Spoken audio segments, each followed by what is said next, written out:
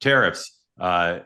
Sleight of hand from Scott Bessent and the other spokespeople yesterday, pretending they didn't change the deadline when they did. The deadline was supposed to be Wednesday. It's now August 1st.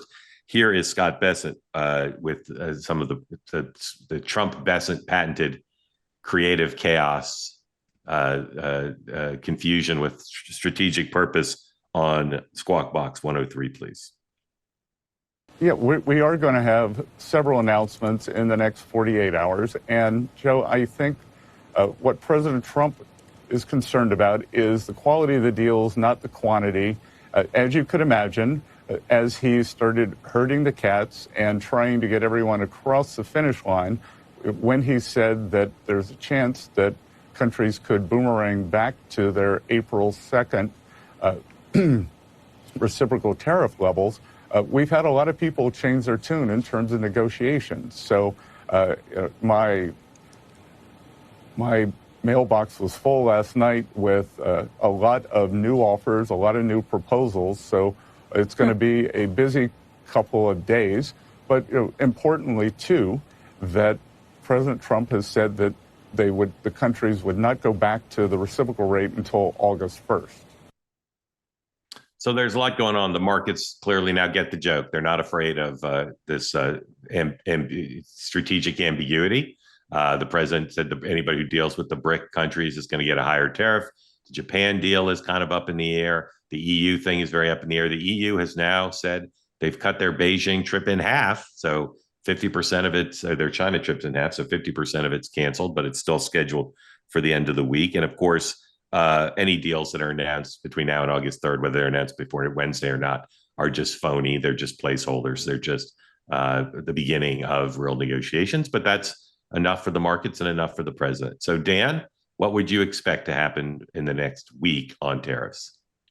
I think they're probably going to announce one or two what I'll call bigger deals that are these framework agreements. I mean, I think it was interesting with Vietnam. He announced a deal and the Vietnamese said, actually, there isn't a deal yet. Like Trump just kind of, put it out there and tried to move on. But look, I mean, at the end of the day, the issue is he is likely to get something or some things for the United States. And I think he'll then try to just declare victory. And of course, the trap is if you belittle it, then, to those who are going to benefit, they say WTF. I mean, this is like the first NAFTA deal he did when Democrats got in the trap of saying it's a nothing burger. And a lot of, blue collar workers said, no, it's not. So I'll be curious, how much there is there and what the timeline for actually getting something done is. John. So the biggest thing that I think needs to get understood, in my opinion, is the bandwidth problem. USTR, I don't think there's technically 3 deputies at USTR.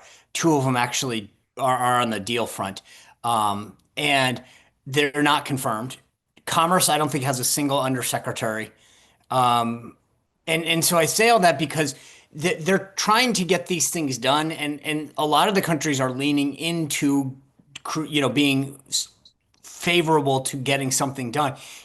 I noted this before we went on break. The Vietnam trade team was sitting in a hotel in DC for over a week, just saying, we're ready. Tell us when you have time.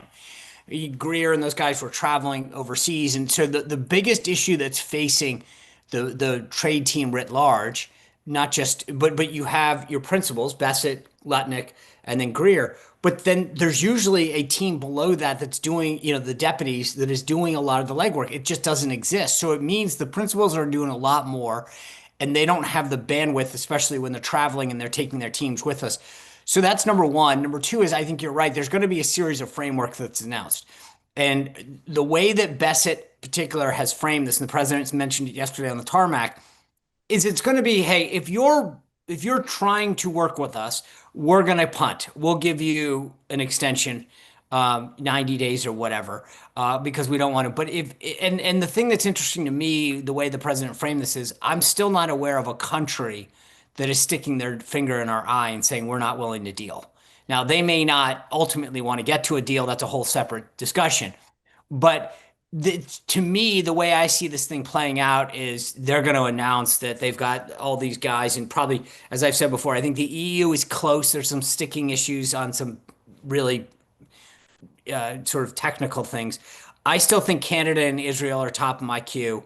And then that gets them going on like 7 deals. And then you're going to announce a series of countries that you've at least established a framework for a framework. So it's actually even less than what we've seen, but to say that we're in decent discussion. So that's how I see this thing playing out over the next couple of weeks.